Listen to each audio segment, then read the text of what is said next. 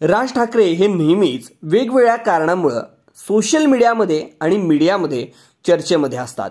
त्यांचं बोलणं आणि त्यांची भाषणं ही सुद्धा अनेक वेळा शेअर होत असतात। पण राज ठाकरे यांचं लव्ह मॅरेज की अरेंज मॅरेज असा प्रश्न अनेकांना पडत असेल, पण त्यांनी खुलके आणि बिनधास्त बऱ्याच मुलाखतींमध्ये आपलं लव्ह मॅरेज असल्याचं सांगितलं आहे।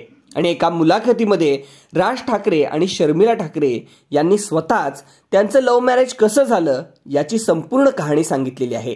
चला तर मग सुरुवात करूया आपल्या स्पेशल व्हिडिओला। एका मुलाखतीच्या दरम्यान शर्मिला यांनी असे सांगितलं की रुपारेल कॉलेजच्या कट्ट्यावर पहिल्यांदा राज ठाकरे आणि शर्मिला यांची भेट झाली आणि ही भेट इतकी खास असेल असं मला कधीही वाटलं नव्हतं की पुढे जाऊन आम्ही एकमेकांचे आयुष्यभराचे साथी बनू। त्या म्हणतात, मी रुपारेल कॉलेजमधून पास झाल्यानंतर नोकरी करत होते। त्यावेळी रविवारी मित्रमैत्रिणी जसं भेटतो नेहमीप्रमाणे तसंच एका ठिकाणी आम्ही भेटलो। तेव्हा राज त्यांच्या मित्रांसोबत रुपारेलमध्येच होता। गिरीश पारकर नावाच्या एका कॉमन मित्रानं आमच्या दोघांची भेट घडवून दिली।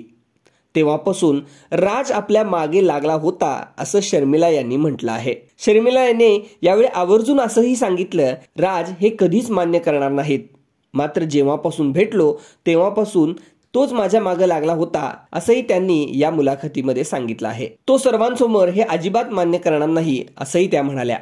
पुढे जाऊन त्या असंही म्हणाल्या की मुलाखतीमध्ये लग्नासाठी मागणीही त्यानेच घातली होती। त्यावेळी राज हे लँडलाईनवर फोन करायचे, मग आम्ही तासनतास गप्पा मारायचो।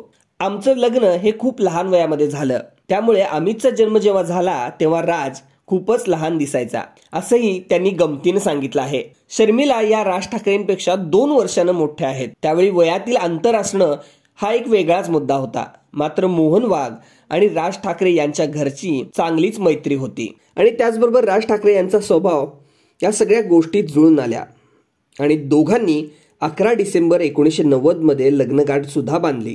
गेले 34 वर्ष त्यांचा संसार चालू आहे।